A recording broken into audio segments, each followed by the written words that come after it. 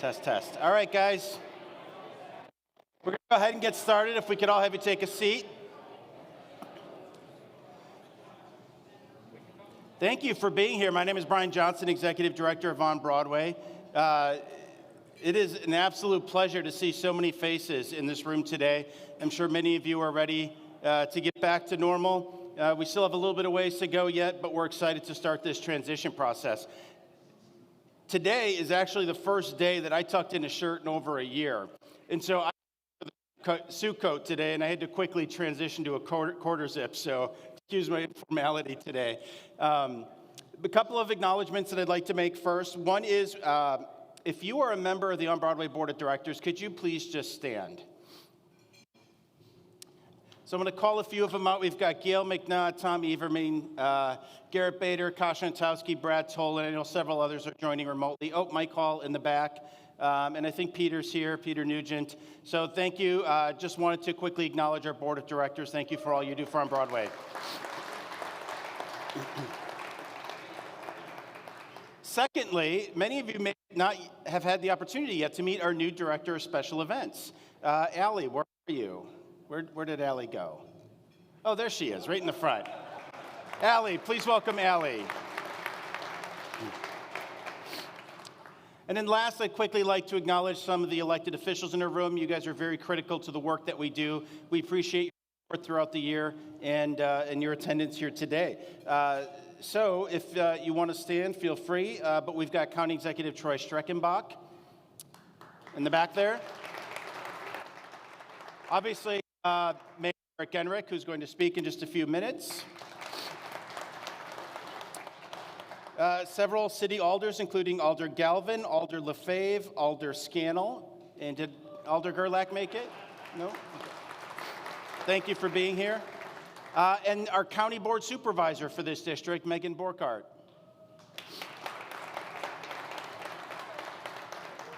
And one final one, who doesn't necessarily interact with us, but the school district has a very strong presence here in the district, School Board President Eric Vanden Heuvel. Okay. With that, it was a little over a year ago when I had my first meeting with our current board president, Gail McNutt. We actually met over at Pepper. It was pre-pandemic. Little did we know, just a short time after that, that travel, and this is actually the first time that I've seen Gail in person since that meeting over a year ago. Even as our board president, everything we've done has been virtual. And so Gail comes to us with a lot of expertise. One of the things we've worked really hard at is evaluating the skill sets that our board has. And Gail brings a great deal of experience as an executive with Schneider, most recently retired CEO of the Girl Scouts, a lot of great finance and HR background. It's my pleasure to introduce Gail McNutt. I'm just going to grab the microphone. Thank you, Brian. Appreciate that. I'm so excited to be here this morning. Thank you all very much for joining us, and welcome to the State of the Broadway District, presented by American National Bank. As Brian said, my name is Gail McNutt, and it's really my honor to serve as the president of the board for On Broadway. On behalf of Brian, the board of directors, and Peter Nugent, our most recent president, the board. We are very pleased to see you here today and to welcome all of you who are joining us virtually. This morning you'll be hearing updates on Shipyard, the Rail Yard, the Broadway District Vision, and hearing about some of our dedicated volunteers. We have a great lineup of speakers for you, and of course, the reason On Broadway exists is to shine the light on the Broadway District as the hub of a vibrant downtown. And we look forward to sharing with you this morning just exactly how that's playing out for all of us. It comes as no surprise, as Brian has said recently, that 2020 proved to be a challenging year for downtown districts across the country.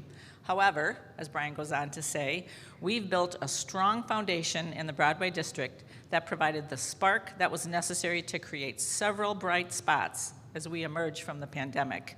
And this morning, we're very excited to share some of those bright sparks with all of you. I'd like to thank our sponsors. Oops, and there they went.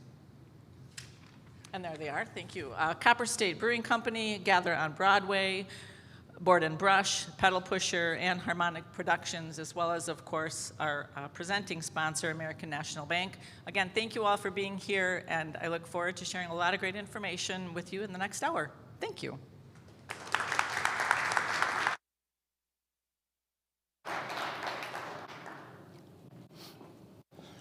All right, folks, with that, it is my pleasure to introduce to you one of the businesses in our district that has really made a strong investment in the northeast corner.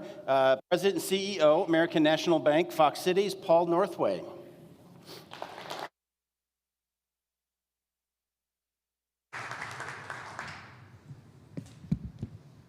Thanks, Brian. I know what you're saying about the last year and dress code, and I'll be honest, it's the first time I think I've had a suit on in public for an event since February of last year. So it's good to see everybody. I think we all feel the same. It's awesome to be back out and about and among a lot of friends. As Brian said, I'm Paul Northway. I'm President and CEO of American National Bank. We're a community bank that's based in Appleton, and we have a sales office right up the street. As a community bank that's focused on small business, we get it.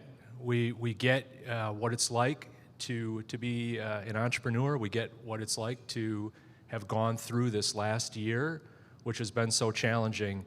Our bank has a bunch of local investors, and we have less than 40 employees. So when I say we get it, we get it. We're a small business. We deal with all the exact same topics that so many of you do. So this is meaningful to us. It's easy to get out and sponsor a lot of things in the community, but when you get involved with something that is really special, it makes it that much more rewarding.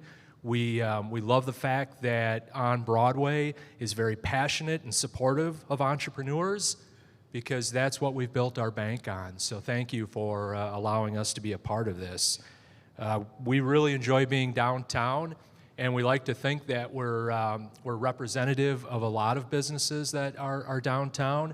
When we first decided to create a presence in this marketplace, I think Peter's here. Peter welcomed me into the docking station, and I'd land here one day a week, and took up space. And then we decided we needed more space as we started to hire some staff here in town. And so we went up the street to the rail yard, and I know Paul and some of the guys are here. We took a really cool little space and made great use out of it. And then we graduated a little bit more. Now we've got a really awesome space in the Chamber building. So we've kind of lived that journey like a lot of others, from incubator, if you will, to gradually some more space here in the district. So thanks for having us down here as a tenant. As you can imagine, we're big fans of support local, shop local, eat local, and yes, bank local. I want to just finish up and say a few things about the last year, which is something that none of us ever could have imagined. There's no way you can prepare for it. It really became an example of how you respond to an incredible tough situation, and how you treat your staff, how you treat your clients, how you treat one another. And I think we learned a heck of a lot of lessons in the last year about how we treat one another, and hopefully we're better for it. As I think about moving forward, and I gave some thought to this in the last week here, is where do we go from here as small business owners? Because I'm here to tell you, this has been a horrible year for small business, but that doesn't mean that it's the end of small business. Quite the opposite. Small business is what's driven the economy in the United States forever and ever, and that's not going to change. It's not going to change. But I think there's a few things that we've learned over the last year that can help us move forward and move forward successfully. So a few of the things is just continue to act with a sense of urgency and also with some prudence. Entrepreneurs know what to do. You just have to keep doing it. It's a time to display some humanity. Just remember that everybody's going through challenges. And what's interesting is we don't know what those are. It hits everybody differently. Show some grace. Don't judge. Just know that everybody's been impacted by this. As people have developed new habits, it's probably realistic that a lot of those are going to stick. So I think it's really important, and we're doing this as a business, is understanding how your clients want to be served going forward. For us, it might be, it's a digital transformation in our business, and we know that. I mean, we haven't seen clients in almost a year, but if we understand what our clients and our customers want, we will pivot. We will all pivot. And I think at the end of the day is just don't forget what got you here in the first place as an entrepreneur. That spirit, that passion, that persistence, what got you here in the first place. Dig deep, go back to those things. They'll get you through this. So again, I'm optimistic about where we go from here. I think just a morning like this, look around. Anybody else? Is this your first event in a long time? Who's a lot of us? Yeah, right? This is awesome. So let's take this as a step forward for the rest of the year. And I got to say a shout out. What got me through the pandemic is, a lot of mornings I was the only one over at Copper State. John, Missy, man, seriously, my memories of the last year are thank you for being there and opening up early, or even like today when I get there too early for opening the door for me. So thank you. Thank you so much. So again, American National Bank, excited to be here. It's now my honor to pass this over to the Mayor of Green Bay, Eric Genrich.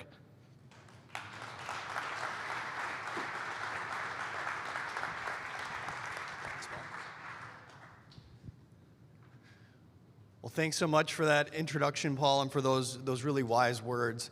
I'm really honored to be here today. It's exciting, as others have said, to be in person. Got my second vaccination last Thursday, I think like a lot of folks. So, really enjoying being here with all of you and celebrating on Broadway. I think it's important, though, as Paul did, to acknowledge the difficult year that we've all had. And unfortunately, on Broadway, not immune from that. So really want to thank Gail and the rest of the board and Brian and Allie for muddling through what was an incredibly difficult experience, and for an organization that is so events-driven and so events-reliant. 2020 was a challenge. So thanks, Brian, to you and Allie and to the whole team for being here, for still standing and being ready for the recovery which is to come. Because I think the next couple years in particular are going to be really exciting. There is a ton of pent-up energy within this community, state, country. I think people are incredibly excited to get back together with one another, to celebrate who we are as a community, and I know that we're in a really great place to do that. We are, as I said, really well positioned to take advantage of this reopening, this resurgence, this recovery, which is to come. And I was watching one of these webinars that I oftentimes get from the U.S. Conference of Mayors, and there was an architect and professor, Vishaan Chakrabarty, I think his name was, and he was talking about how in years past there was sort of maybe a little bit of a myopic view of economic development or urban development within cities, and it's kind of a jobs focus. Obviously incredibly important to be focused on the economy, on job creation, on the success of our small businesses and medium and large businesses. But he was kind of indicating an expansion of that scope to jobs, justice, and joy. And to me, that was a really helpful lens through which we can look at this recovery that is to come. And I think on Broadway and downtown Green Bay, Jeff and his team represented here, Leah Weicker from the Military Business Improvement District, I think they all play a really important role in, especially in that joy piece, right? I mean, especially on Broadway and what they've done with public art creation, their investment in those areas and that programming, that's incredibly important to the heart of a community like ours. So that's going to be my focus. That's kind of the lens through which I look at the next couple of years is really jobs, justice, and joy. And if we are able to create all of those things and do that in a way that brings us all together and shows off the best pieces of us as individuals and us as neighbors and community members, I think we're going to be in a really great place. So again, incredibly excited to be here with you all today. Looking forward to what will be a much more normal summer. Ahmad in my office has been working closely with On Broadway, and Allie in particular, along with Downtown Green Bay and other entities, to make sure that we're in a position to support our public events and programming, especially those outdoor events that we've been missing these past few months. So looking forward to an exciting few months, few years, and thanks again to all the work of On Broadway board members and all the community members here today. So thanks so much.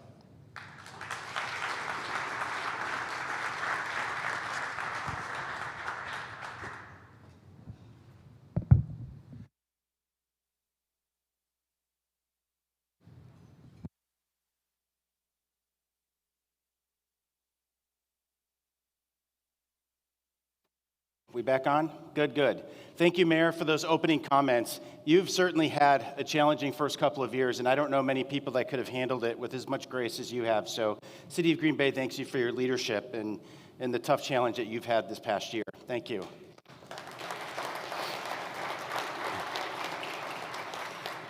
All right, folks, we're going to do this very quickly because there's a lot of ground to cover. One of the things I just want to point out, folks, is today is actually a record attendance for us at this event.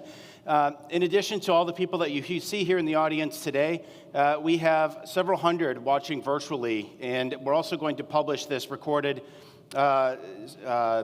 event afterwards as well. But we had, I think it was almost 330 people register for this event today, which is absolutely outstanding to see that many people in our community who want to know what's happening here in the Broadway District. So thank you for your time.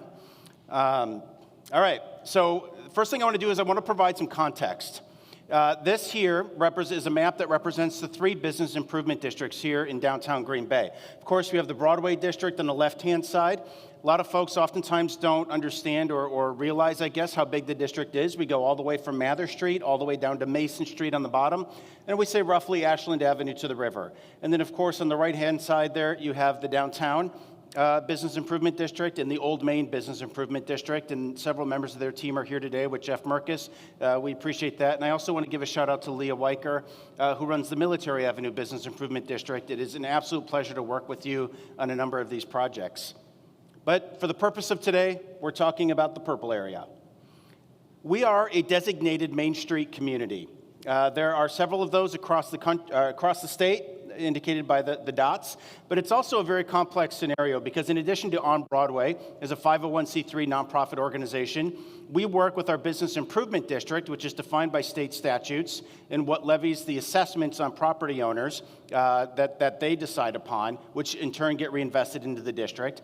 And then, as I said, we are a designated Main Street program, so we work with Wisconsin Main Street, and by virtue of that designation, we are also a member of Main Street America, which is the national framework. So all these organizations we work with. And it's the Main Street America in particular that has a 40 or 50 year tried and true framework we follow. There are 4 pillars within the Main Street framework. The first is organization. We want to make sure that we have strong leadership, that we have a good financial footing in terms of what we do, that we engage our volunteers, we have committee members. We talk about promotion. Promotion is not only promoting the district, but it's the events. It's bringing people in, foot traffic into your district. That is a really important piece of activating your downtown corridors. Design. Design talks about your streetscape amenities, historic preservation, public art. So when you think about things like pole banners and planting flowers and even picking up trash, maintaining what you have in your district. That's what we do under the design pillar. And last, and the one that's probably been the most robust and active this past year, contrary to popular belief or myth, is economic vitality. As Gail alluded to in her opening comments, there have certainly been some bright spots this past year. I think promotion, organization, design perhaps have struggled a little bit because of the environment around us, but economic vitality has absolutely been going on underneath the surface. We're really excited to share some of those updates with you. And that's not only about business recruitment, retention, but it's about expansion. It's about creating places for people to live and work. That is all part of the economic vitality package. And then when you have these 4 things working together, that's where the transformation really occurs. And that's what we're really focused on. We're actually coming to the end of our 25th anniversary. So On Broadway's been around for 25 years. And anybody who has that historical context and knowledge of what the Broadway District was 25 years ago, I hope that you can certainly observe and see and witness what happens when these things work well together. So the first thing this past year obviously was a financial challenge for us. The mayor alluded to this. 94% of our organization's budget comes from special events. 94%. So needless to say, when things changed, so did our organization. And I'm incredibly grateful for a very astute board who kept their eye on the ball, and they understood that the solvency of the organization was paramount. And so we had to make some very difficult decisions. Cutting events, we had to cut back services, we had to cut back investments, and then of course we lost all of our staff with the exception of me. And even I was furloughed for a period of time. And so it's recognizing that we were very hard hit through this pandemic, and yet we continued to chug along the dedicated support of our board of directors, which we're very fortunate to have. And to help us close that financial gap, we launched a $100,000 campaign. A crowdfunding campaign. It was meant to be $25,000 in public support because we recognize that a lot of individuals participate in our events and find value in them, and we thought, hey, maybe they would like to help ensure the continuation of our programming and what we do. We're very happy to say that we exceeded that goal on the individual side. So a lot of you are in this room today, and we thank you for your support. If it wasn't for you, we wouldn't have been able to rehire our director of special events and start that planning process for events this year. In addition, we raised money through grant applications as well as significant sponsorship. And again, I know several of you are in this room today, and we couldn't have done it without you. And it's because of that support that on the organization side, we talk about staffing as well. We introduced Allie to you as our Director of Special Events, but we also have several other new positions that we are going to be hiring this year to really help us start to accelerate not only the events that we do, but the marketing that we do on behalf of the businesses in the district. So again, big round of applause for you. Thank you.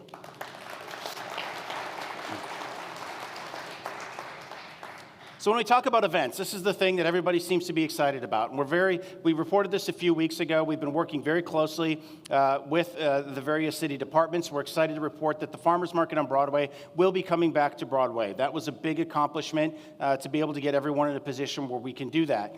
It's going to look a little bit different. We're going to have vendors spaced out a little bit more. We want to encourage social distancing, but we're very grateful that we're able to restore this because it's not only good for the district and the activity that occurs down here, but a lot of the vendors that are actually at the market, these are small business owners, micro businesses that rely on the support that they get from these events that was lost last year during the pandemic. And it's really critical that we give them an outlet to continue to flourish.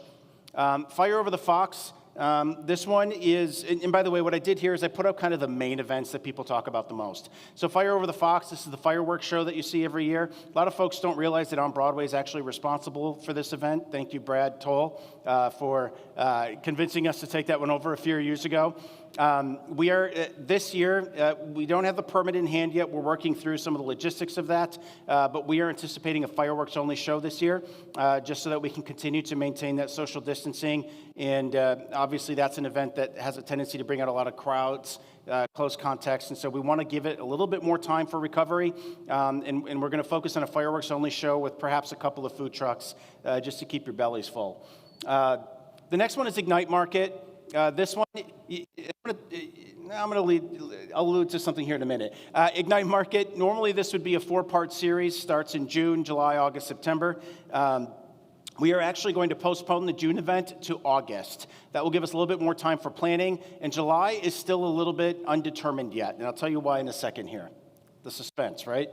And Taste on Broadway, this event as well. We're still working through a lot of these logistics. We're not sure if this event will come back yet this year.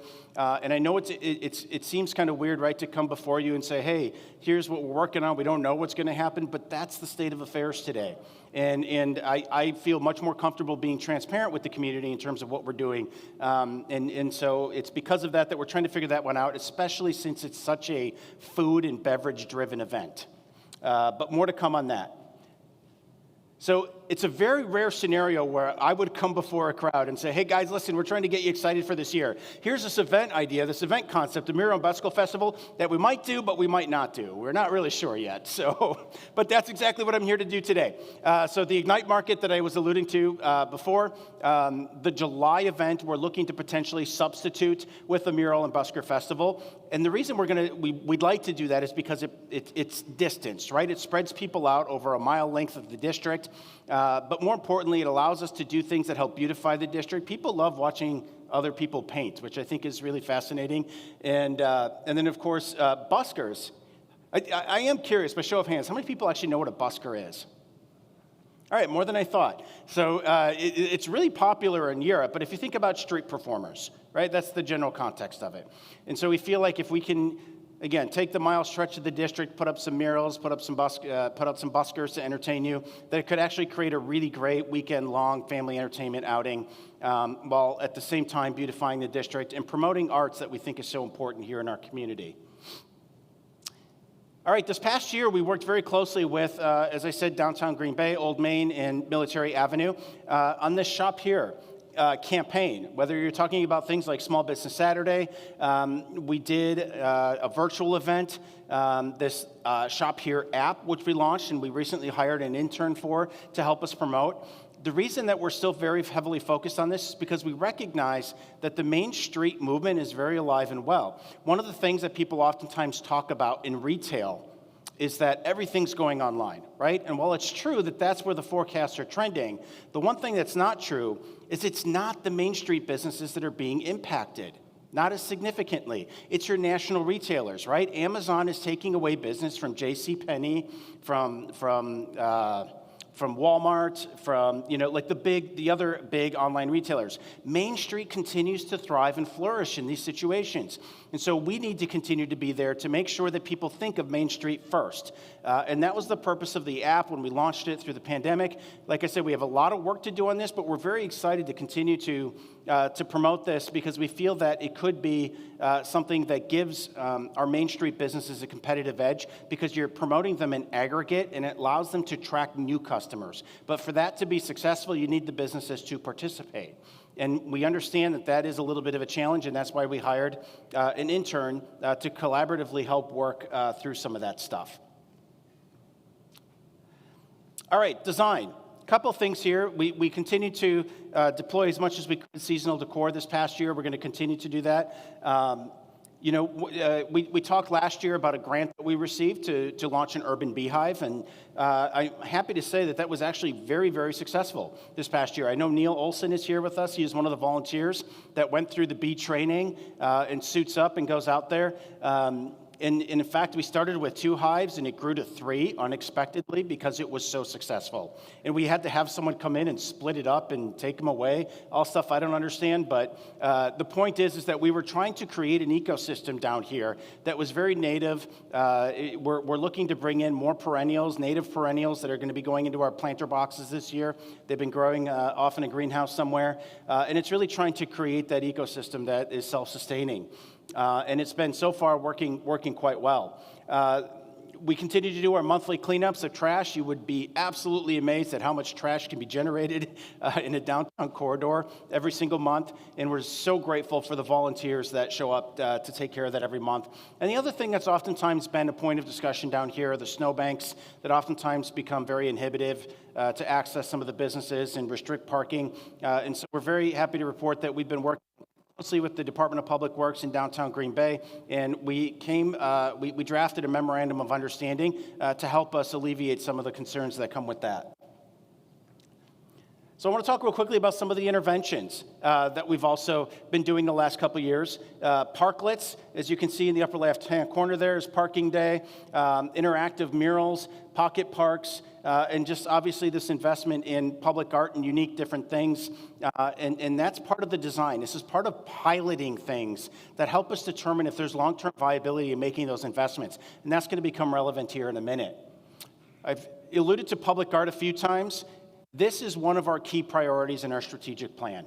And that's why the Mural Festival is really something that we're taking a look at. We've done everything from rotating sculptures, temporary use sculptures. There's one that you see in front of Burnson's that's been there way longer than we thought it would be. But it's about how do you create things that could maybe go there for a year before they wear out their use. And it's talking about street front amenities as well, and that's what the piano down there is intended to be. One summer, we painted this piano. We hired an artist. They came, painted the piano. People would bang on it. It was a lot of fun. And so we want to continue to do things like that. And then, of course, the murals. These are actually 4 murals. The newest one up there with Aaron Rodgers by local muralist Bo Thomas.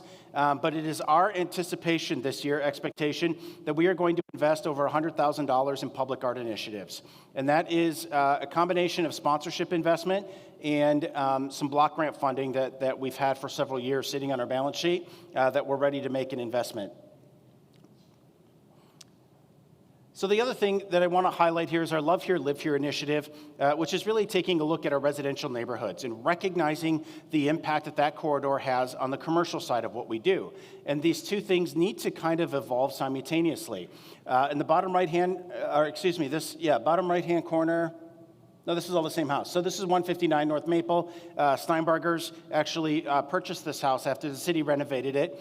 And the reason I wanted to draw this parallel here is because we currently have, with NeighborWorks, a planning option on the property across the street, 158 North Maple. I've talked about our investment in public art, and we want to accelerate that and take that up a notch. And this has been reported previously, but we thought it would be a good opportunity for us to talk about it. So historic preservation, as I mentioned, is a key pillar of our mission.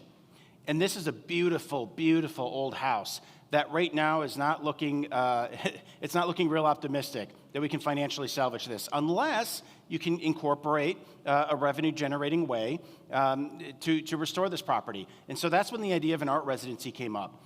The art residency can help us accelerate that investment in public art in our district, but it also allows us to preserve a historic property. And so we're currently working through that process right now. To be perfectly transparent and clear, this is not a sold or a done deal yet. We do need the community's support to close the financing gap on this, but we're very optimistic that we can create a model and a pro forma here that will allow us to not only salvage this property, but create a contributing program to the district for years to come. All right, so economic vitality. What have we been doing this past year? Key number 1, pandemic support. It's been incredibly challenging this year for our businesses, and so we've invested a lot of time there. We passed the parklets ordinance, which actually it was started before the pandemic, but became more apparent that we needed this as we went through the pandemic. So the city we worked with the city to create a pandemic relief fund, which provided small business grants to those most in need. We talked about premise expansion. I think the mayor was the one that first had proposed this, and then we worked to extend it through the end of this year, which allows businesses to occupy spaces, including in their parking lots and sidewalks. So instead of having to cram everyone indoors, you can get them outdoors. One of the things we talk about a lot is rising entrepreneurship. In times of crisis, it's very common to see entrepreneurship spike. And that's exactly what we're seeing, specifically with micro businesses, which is a key priority for us. There are over 28 million micro businesses in the United States today. Those are the folks that are going to occupy spaces tomorrow. And so we're very careful about cultivating those businesses and recognizing that real estate trends need to adapt to that as well. And I suspect our development director is going to talk about that in a little bit. One of the things we're excited to, this pandemic was really hard on a lot of businesses, but in spite of that, we actually had more business openings than closures. And that is consistent with the trend that we've seen statewide within Wisconsin Main Street communities, where we've seen 200% more openings than closures. And again, it goes back to folks that a lot of times are displaced during times of crisis. They actually turn to entrepreneurship, and that's exactly what we've seen. Here's just a sampling, by the way. I just rifled these off. This is not an exhaustive list, but these are a sampling of new businesses that have opened in the district this past year. A lot of really, really interesting ones. Everything from your retail, like Aurora's Apothecary and Hatcetera, who reopened this year, to office users like Hawkins Ash, which is really important, to some of those micro businesses that we refer to, like Wonderful Things and Kindred Vintage, where they work with a number of artists to help occupy their spaces. And I just want to play a quick video from one of the new businesses that opened here in the district this year. The Broadway District has always held a special place in my heart. This is where we got our start. I am Melissa Aurora Edelbush. We grow our own herbs and then we make our products. We make over 300 different products.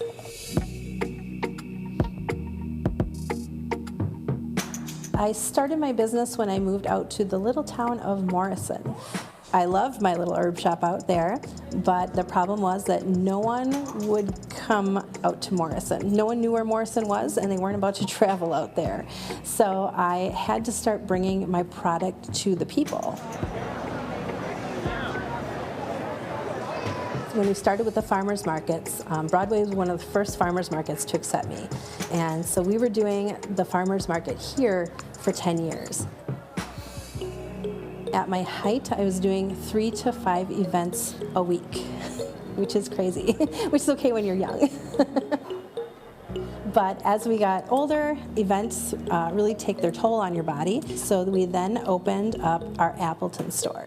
1 year after we opened up the big store in Appleton, we opened up our Fish Creek store. We'll be going on our 3rd year up in Fish Creek, and that's been a fantastic location. So we were just doing the 2 stores for a little while, but when it was finally the time to look in Green Bay, we kind of wanted to be centrally located. So we looked at a few different locations in town, and then we came across the old Wild Ginger building.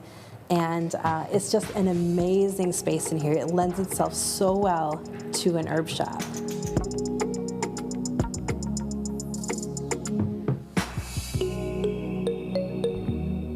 It looks very antique-y in here, and it's pretty perfect for what we do. Some of our top-selling products in the herb world and at our store are teas. If people don't know anything about herbs, they know of tea. What we sell here is herbal tea, which is called a tisane or tisane. But we refer to it as tea because that's what most people think of. So we do feature some locally made products that I don't make, mostly our soaps and our lotions. So we have Tingley Soap Company out of Green Bay, Queen Bee out of Algoma, and Floppy Ear Farm out of Reedsville. All of these ladies I got to know doing the farmers markets. So I got to see them there, and I've used all their soaps myself and thought that would be a great addition to the herb shop. We also have a place in Freedom that makes our coffee for us. We provide them with the herbs and they provide us with the beans. We've also paired with Ace Champion. He's a chef right here in Green Bay. So we do make our own elderberry syrup. Elderberry is a great antiviral. It keeps the immune system up. So we do sell a lot of that in the wintertime. We also have our blending bar. Our blending bar is a huge draw here. We have different oils that you can blend and make into your own products. We also have incense and smudging herbs. The stained glass window was here when we got here, and it was our big draw. We knew it would be perfect for our area. So we got our start at a lot of Renaissance fairs, which is why we have medieval weaponry here. If you need to look at your future, we have a nice array of tarot decks to choose from and oracle cards. We have a whole skincare section, and our Super Salve is our best product. It's made with all local herbs that we grow or wildcraft, and it's good for almost every skin condition. This is our lavender section. Door County is known for its growing of lavender. So when we hit our Door County store, we have a big lavender section in Door County. And then that was to follow in the next 2 stores, the Appleton and Green Bay. So we have a very nice selection of lavender products, locally grown. So this is our wall of herbs. Most of them we have grown. If they come from us, they have the Something Special from Wisconsin sticker on them. We chose Broadway because it's the home of the small business. When you think of small business, mom and pop shops in Green Bay area, you think of Broadway. So if you're gonna try to give your business to the small businesses, this is where you're going to come. So it was the perfect home for us. And then having the beautiful store here just made it all the better.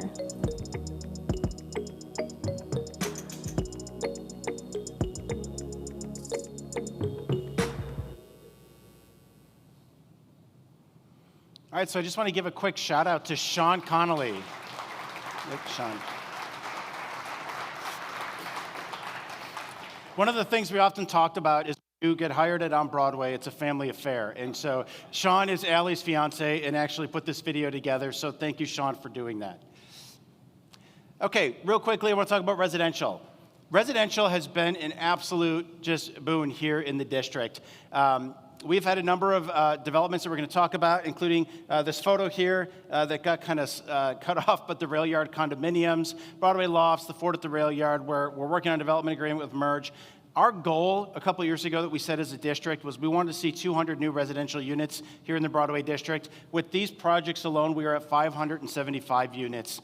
And there is continued demand and conversations occurring with our development director at the City of Green Bay about additional sites to continue to grow that. So we're very excited about that because we often talk about downtown being a three-legged stool. You need people that work there, people that live there, people that recreate there.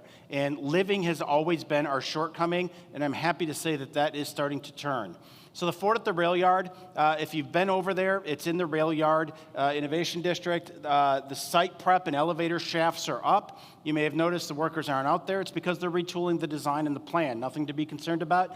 And in fact, this proposal was originally for 225 units, and they're going to be upgrading that to 235 units. And that's also going to change to a mixed-use type of development, meaning that mixed-use meaning they'll have some retail, but also the residential. But it's also going to be mixed-income development. So we're very excited to be able to offer some different variety there. Broadway Lofts. This is 107 units, also anchoring the north end of the Rail Yard District. 107 units were constructed here. It is now open. It was a mix of working-class housing as well as some townhomes. You can see some of the townhome photos up there, as well as the completed project side by side with the rendering. So they are currently leasing out. Merge Urban Development, this is a concept at this point, but they are proposing 225 units on the site of the shipyard. I'm hopeful we're going to see a development agreement from them next month. This is really what's necessary to anchor that shipyard site. This would also be mixed use, meaning that we'll have some retail space on the ground floor. And this could potentially come in future phases. One of the conversations I've had with the developer is, you know, hey, we want to first propose 225 units, but there's enough land there where they could potentially add more pending the successful occupancy of the initial development. So the Rail Yard Innovation District, which is the planned unit development site where the old Larson Green warehouses are, right? A lot of wonderful work that's been going on over there. Something that doesn't oftentimes get talked about, and I'm talking about the importance of TIF, tax incremental financing. TIF is what makes these big projects happen. And a lot of times I think there's this misnomer, right, that they're we're just cutting checks to developers. And I want to be clear that is not the case. And in fact, the developer here is who funded the road work that went in there.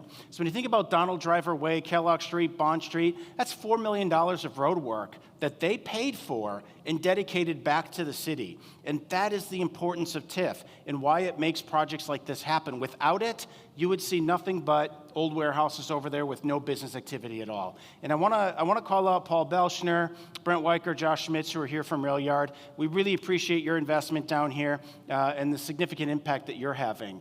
So in addition to the dedication of the road work there, they added 150 parking stalls. You know, we oftentimes hear that. We need more parking downtown, and yet I've never seen a downtown where parking is so attractive, meaning I've never seen anybody go out of their way because of the awesome parking downtown has, right? They come for amenities, but we also recognize that you still have to solve that parking challenge that comes with that. So they've added that. They have been a key driver of the number of new business openings that have occurred in the district. They have several new tenants that are going to be coming in 2021. They do have space available, suites of different sizes. So if you know someone who's looking for space, let's have that conversation. In fact, they're one of the few spaces in our district that has some of that ground floor retail still available. And since this project started in 2014, they've added 50 new businesses and 300 employees. So that is a substantial investment with a lot more opportunity ahead of us. And again, we appreciate all the hard work that they're doing over there. The shipyard. So a lot of times people have been asking me what's going on with the shipyard. Well, a lot has actually been going on behind the scenes that sometimes you may not see with these complex developments. The first thing is site prep. We had to take care of some environmental work there. We had to backfill it. A lot of times you talk about a ground breaking at the site of the shipyard. You had to do a ground raising. We had to bring in fill to raise it 6 feet above the floodplain. So that's been going on. And then, of course, the dirt needs to settle. We had a lift station installed there. Very substantial investment, $1 or $2 million. A lot of flooding that had occurred on the southern end of the Broadway corridor there will now be alleviated. In fact, that lift station is so massive, it actually goes back into drain basins well into those residential neighborhoods. And so will be a great relief to see that. We've got raise orders on some of the buildings over there. I want to, in particular, recognize Matt Buchanan, who's done some really work with the city of Green Bay and has applied for and received a number of brownfield grants that also funded the EPA corridor plan. This fall is when you're going to start to see some of those waterfront amenities come in, because you have to see the waterfalls, they fall in the fall. And so that's when you can start to do some of the waterfront amenities, because you have better access there. That's going to include, obviously, the docks, promenade, kayak launch, all of those things that are really going to make our waterfront very special here in the city of Green Bay.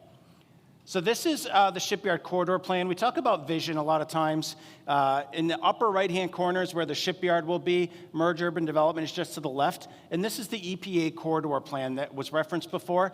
This is about what does development look like in this area over the next couple of years? And it may look like this.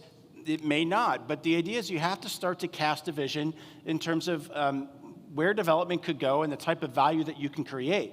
And part of this plan was to talk about zoning, it's to talk about stormwater, it's to talk about all those public infrastructure needs that need to occur in order for development like this to occur. And then what is the appropriate development? Is it retail? Is it residential? Is it dense residential, or is it medium residential? And so those are all the conversations that we have. And so this is really just a rendering to give you a general idea of what some additional development could look like down in that southern end of the Broadway District.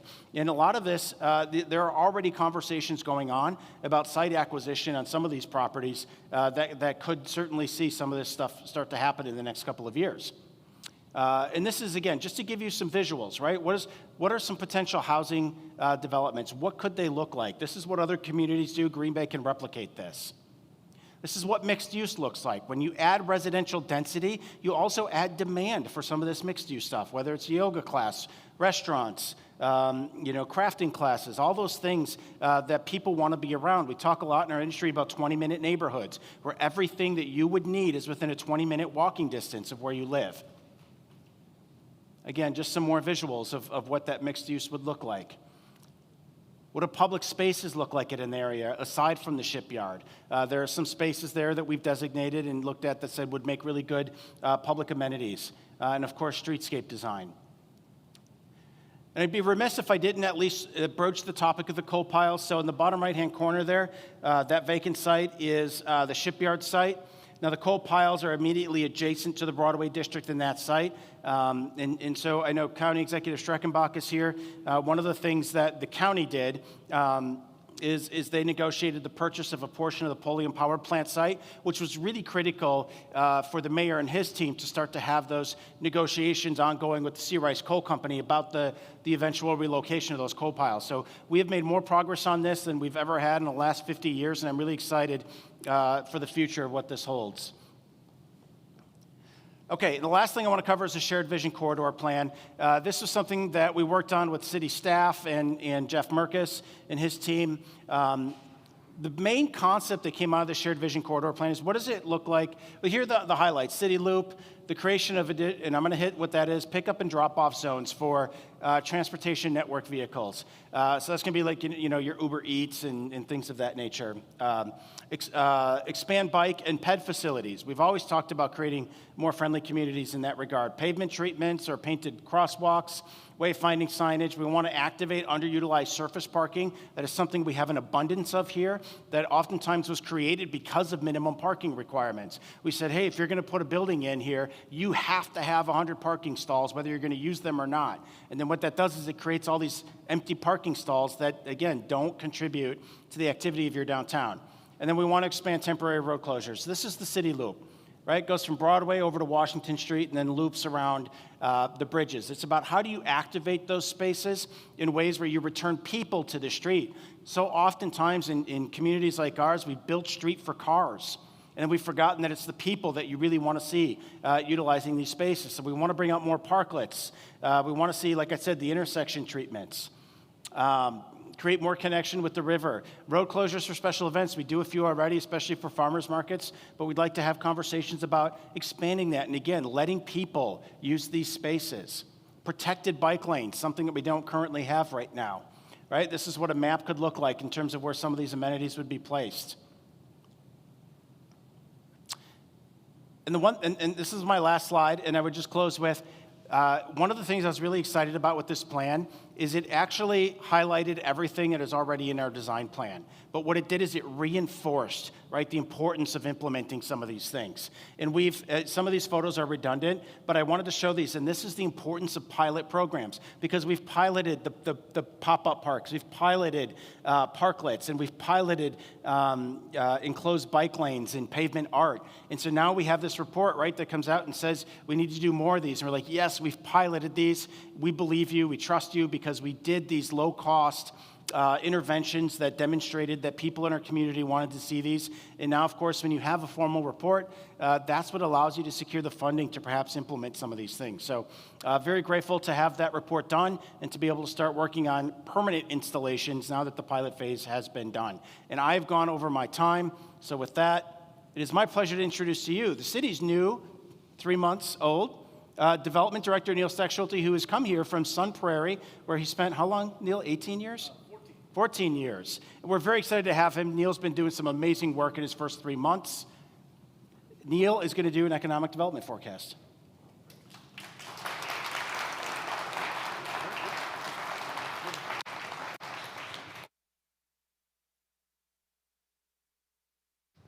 There we go. Hey, there we go. How you doing, everybody? Somebody give Alder Johnson some oxygen and a round of applause. That was a lot of territory to cover and not a lot of time. So it's as Alder Johnson said, this is the end of month 3 for me here in the city of Green Bay. I'm excited to be here. If anybody has had the unfortunate job of being on a Zoom call with me, you'll notice all my Packer jerseys autographed hanging up in my background. I like to joke that certainly didn't hurt my interview chances any here when I was here. So just kind of, since I don't know a lot of you, I'm actually meeting some of my alders for the first time in person today. So this is great. So how odd is that I've been working for 3 months and still now so it's one of these things that comes with the pandemic. It's kind of an odd times, but just to kind of help me get an idea of who's all here. Lived in Green Bay for 5 years. Raise your hand. 10 years? Keep your hand up. 15 years. Wow. 20 years? 30 years. 40 years? Lifetime resident. Wow, very awesome. That's worth a round of applause as well for those folks. That's pretty cool. That's great. So I have a confession to make right off the bat. I am from Northern Illinois. Exactly. But I like to think of it that I escaped Northern Illinois. And I made it up here to Wisconsin, thank God. My family my dad was originally from the Mount Horeb area in Dane County, so grew up a Packer fan in Northern Illinois during the 80s. God bless Lynn Dickey and James Lofton and all those guys and all the efforts that we really made for that. That was great, but it trained me for better years ahead, thank God. And look where we are now, right? And look where those guys are. I'd like to say that's kind of the same for our economic conditions in our 2 states as well. But so we're going to just kind of run through these pretty quick here. Obviously, Alder Johnson took all the good information because, he's my elected official. He gets to do that. That's part of the job, comes with the territory. So I'm just going to run through some of the other efforts here that we've been doing at the city here real quick and answer some questions here. Just this past April, we had a commercial market study done to kind of help us evaluate what's going on in the real estate market. NAI Fairfleet and Manny is the guy there who did the work for us, which was really great. Nothing too surprising. Office market, not real great. There's a vacancy. It's everybody's working at home. We're not seeing a whole lot of new interest. It's not going to go away. That was the one interesting part that did come out of that study. Office work is not going to go away. It's going to be re-envisioned. It's going to be a different scale, but it's not going to go away. So I think that's important to some of the mixed-use ideas that we're looking at here for downtown in this area. The retail market, again, nothing too surprising. I want to certainly emphasize the Alder Johnson's point of it's not, the big boxes are the ones who are taking it really on the chin from the online types of work. In fact, what I've even seen is some of our smaller Main Street businesses start to figure out how to better take advantage of some of these online, not necessarily the great big giant ones, but more localized delivery services and online services. I think that is going to be a key interesting trend for a lot of the retailers going forward, is the more they can take advantage of that. The kind of a refocus on mixed use, I think, is going to be more important, not only from a use standpoint, but also from just an investment standpoint. It's a little safer. It's harder to fill some of those commercial spaces, the non-residential uses, but once you do, it does provide a little bit more diversity in terms of the investment, and I think increases the success of possibly of the project. Other things, fewer relative tenants. I don't know about anybody, but certainly in my house, I need to add some sort of like delivery bay for the number of times the Amazon truck comes when I'm not home, and I come home and I'll see all the boxes. That and a cardboard recycling center would be helpful. But a lot of those, it's not all Amazon. It's local guys, it's local farmers market wagons, it's other folks who are still being able to access those local businesses when you can't get out to them to still have a presence. And I think that has a huge upside for us going forward. So multifamily, one of the strongest real estate markets still here in the city. So I think we're excited about that. We know, Josh referred to all the units that we're looking here for this area here. I think that's going to be a huge asset for the on-Broadway district. The more we can encourage that and allow that to develop, the better we're going to be. Vacancies are down, rents are up. It's supply and Oops, are we still there? There we go. Supply and demand is really what that multifamily market is telling us. We're looking at we need more units is the short version on that, and that's across the spectrum. So we want it to be affordable, but we also want some good market rate units as well. We need to have a good mix of those. And we don't want to put all of one income in one location. I think certainly personally, I'm a believer in you need to mix those units and provide opportunity for those units all together. Really make sure that you've got those opportunities all kind of put together in one area. It is interesting to see the difference of, I like to refer to, Green Bay is a city with a capital C. We are we are the urban center for Northeast Wisconsin. Sometimes I think we forget that. The advantage of up here that I've noticed is for 104,000 people, we sure act like we're 10,000 people sometimes, and I mean that in a good way, because you know everybody. You can reach out and call somebody. It's not a problem to know all these folks in the audience here. I think by the end of this year, I'm going to know almost probably 3/4 of these folks who are here already. And I think that's a huge asset that we need to continue and build on. But there's also things we need to remember. We are a big community, and there are things and amenities that we can have because we do have the market for here. 100,000 plus people. There are things that we should and we can have in our marketplace. We also did a housing needs assessment. Again, nothing surprising here. Again, the short version is we need more units. I think looking at some of the rents are really more astonishing here to see. What those ranges are. We're talking about $1,000 to $1,600 in rent. I can hear my dad beating me over the head. Equity. But these folks need to get a start in our market. That's why the rental market is important. We want to encourage more rentals, more ownership, more single-family ownership, more condo ownership. You got to get them started somehow. So I think that this one of the main things that came out of this study is that rental market is one of the best things we can do to support the ownership market, is to really get more opportunities in that rental market.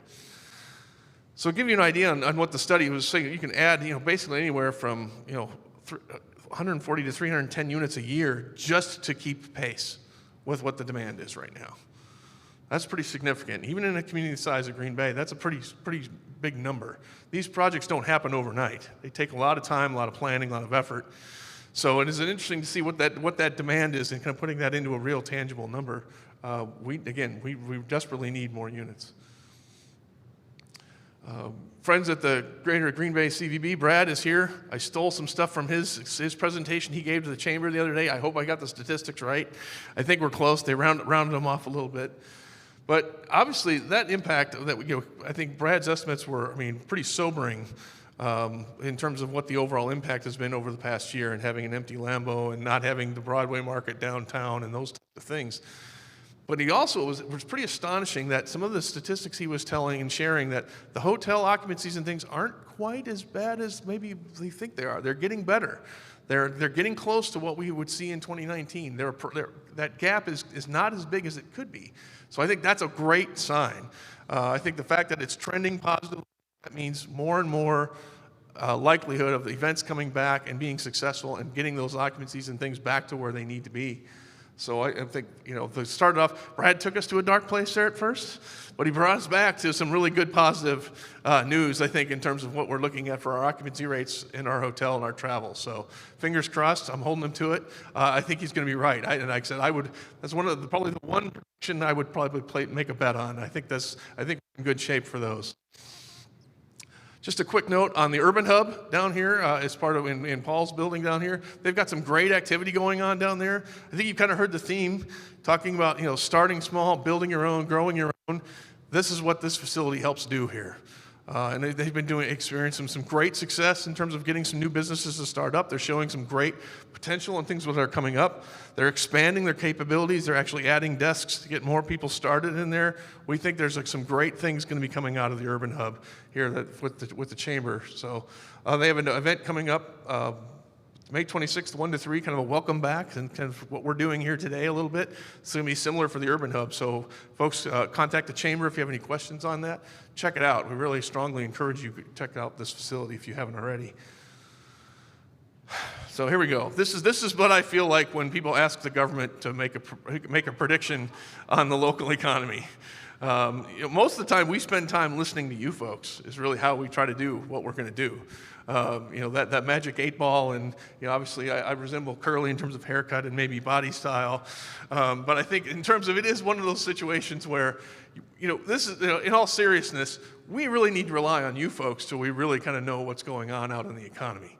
So it's kind of it always makes me cringe when I hear that. Well, I'm from the government and I'm here to help, right? So it's like, God, here we go. So with that caveat, I'm telling everybody, don't bet your retirement savings or anything on anything I say here. These are my predictions looking into the crystal ball for the future. So let's take a look at these here. So events are going to open under enhanced safety protocols, but this includes full attendance NFL games. I think I'm going to build on this as part of Brad's comments. I think our events are going to come back better than ever, and I think they're going to do it this year. Now we want to do it safely. We want to make sure that we're still following, social distancing when we need to, that we're masks when we need to, whatever we need to do to make that possible.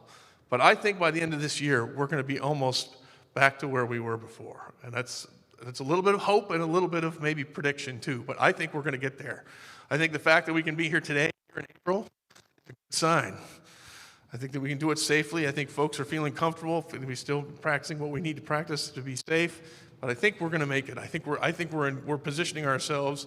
If we stay the course and we're careful, I think we can actually have some of our events back close to full capacity. Again, going to steal another one from Brad. I think we're going to be at 2019 or better by the end of the year. Now, Brad didn't go this far. I'm pushing his numbers for. He's shaking his head. He's not sure. I think we can get there. I think we're going to go for it. I think if we get a full NFL season and we're able to do that, that solves a lot of ills for the city. I think that really does make a big difference.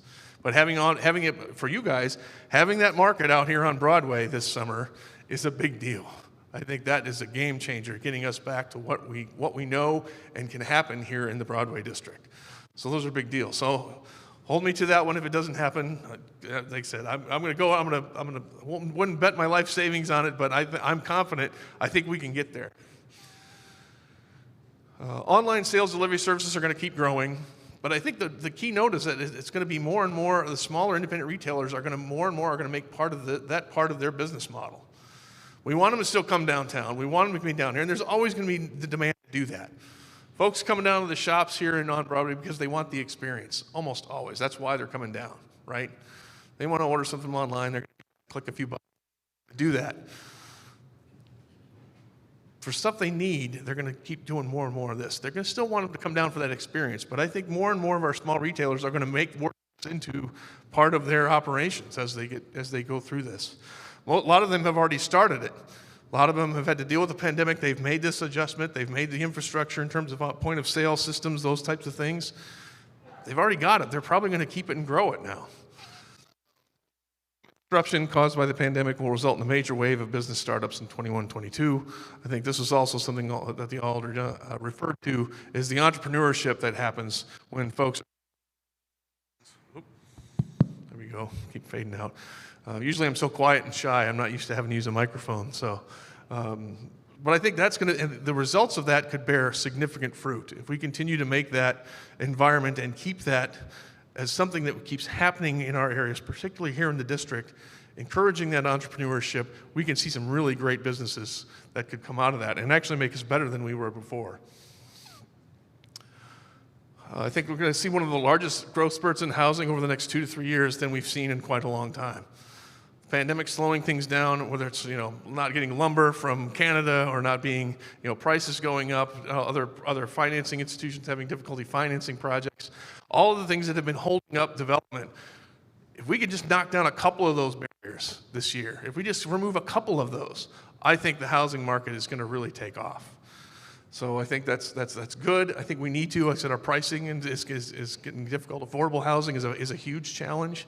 We need these things to get better and the supply to improve to make that solution a little bit easier. And hiring is going to continue to be a challenge for the next 5-10 years. We're going to see a lot of growth in the industrial, distribution, and technology sectors. I think if you look at the small independent businesses in the startup hub, I think if you look at the large warehousing users, these last mile distribution users that need that warehousing space to move products, I think are going to be one of the areas where we see a lot of job growth here in the future. But I think a lot of that can also be from our entrepreneurs here down in the areas like here in the Broadway District as well. So with that, I'm done. If anybody has any questions, we should take those or turn it back to Alder Johnson. So thank you, everybody.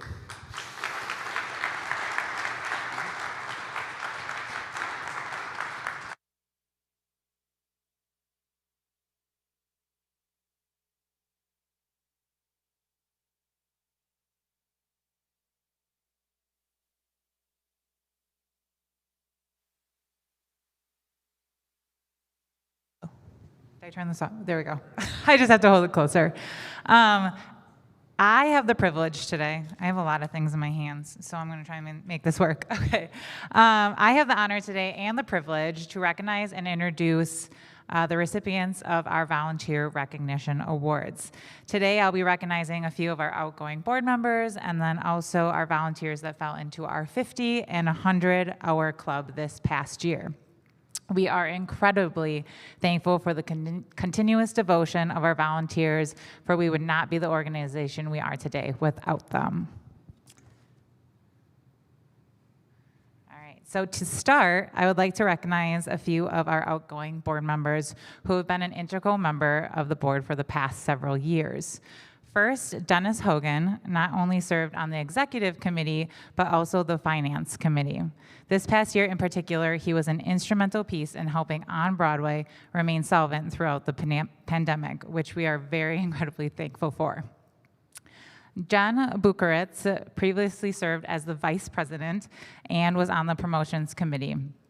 Jen is the proud owner of Mansu Bakery here in the district and produces top-notch delicious cakes and macaroons. Highly suggest going if you haven't. Jen is always willing to participate in our on-Broadway events and is a vendor at our farmers market. We are so grateful for her continual support. Adam Funk served as the chair of the design committee for many years. He also served and continues to serve on the business improvement district and helps determine how those special assets are invested. Thank you, Adam, for your time and continual investment in our organization. If you would please come up and receive your award.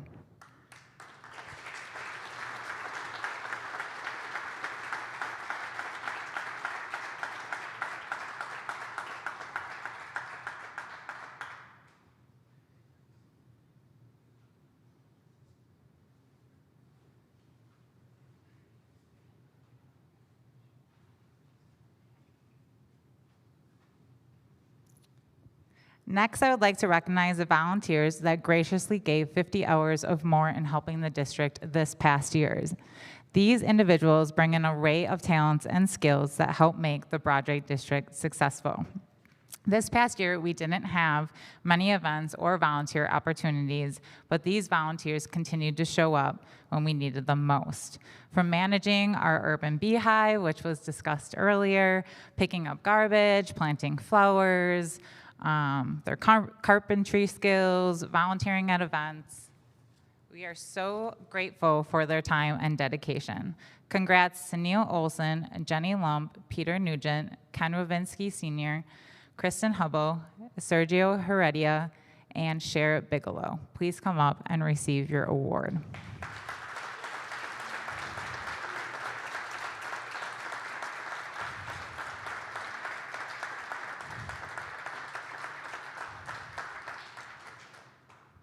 This year, the awards were made by Board and Brush, which is also a business here in the district, and we are thankful for Katie for making those for us.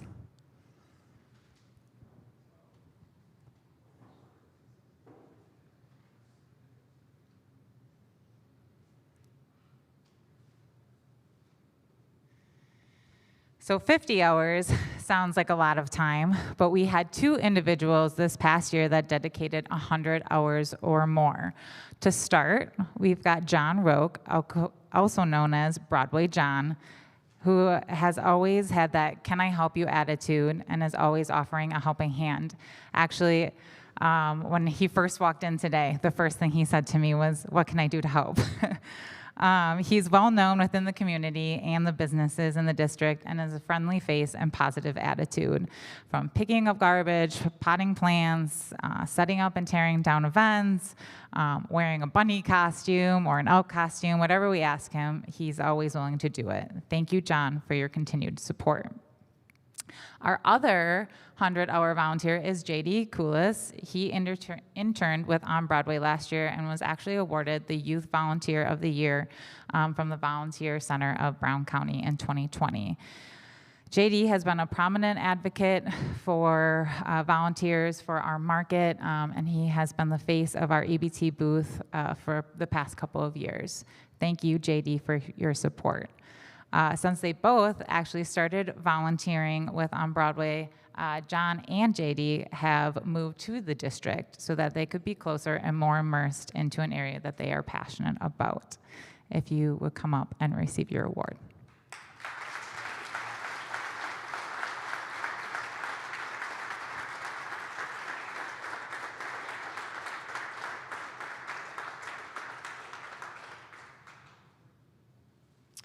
All right, next I would like to take the time to recognize an additional award today.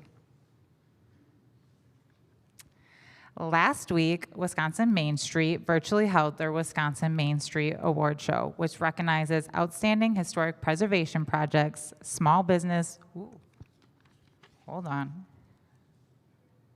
Let's see if it goes by. Okay, well, I'm just going to keep doing the recognition.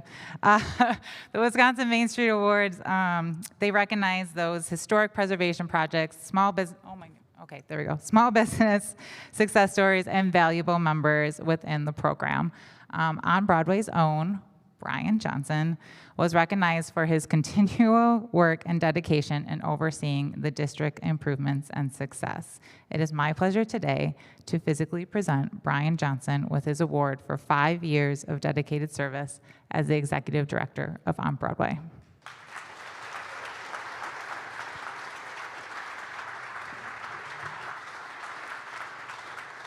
There you go. Congrats, Brian.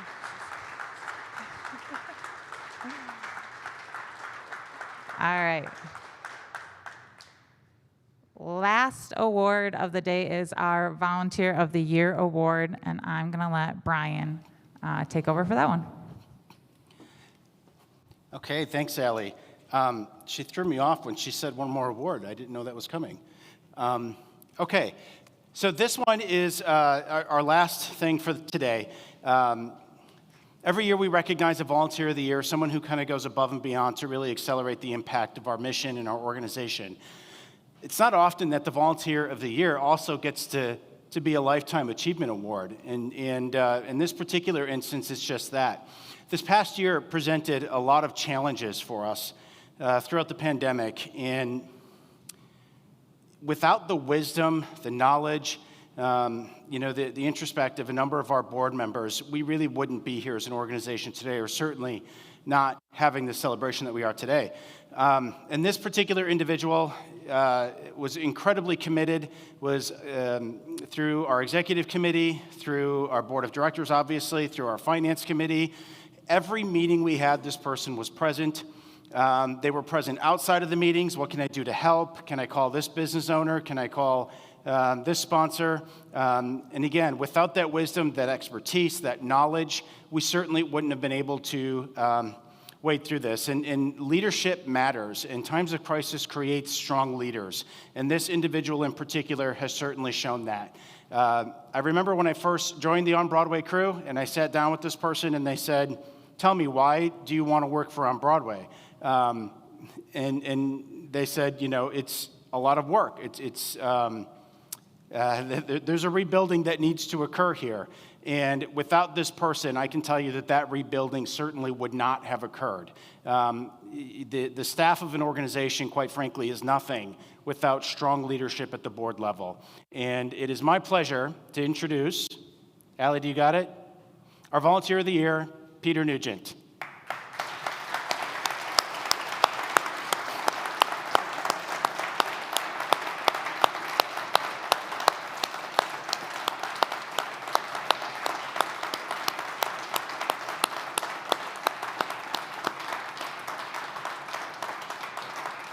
I see you, Peter.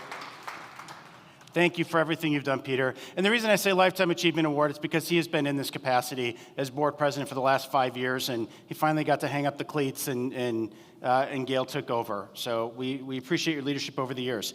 So with that, I just real quickly, again, I want to thank American National Bank Fox Cities for their title sponsorship today. Go ahead. Let's give them a round of applause. And just to restate a couple of our key sponsors, Nicole Campbell from Pedal Pusher. Nicole, I saw you here. But she put together these wonderful centerpieces. Thank you, Nicole. Katie, Board and Brush, who put together these really cool plaques for our volunteers, so that way we're giving something a little bit unique and different and artistic. Gather on Broadway for hosting. Chef Jill, Tommy, you guys did a fantastic job. They're available for corporate events, folks. Don't turn this food away. This is amazing food. Your corporate clients want to eat this.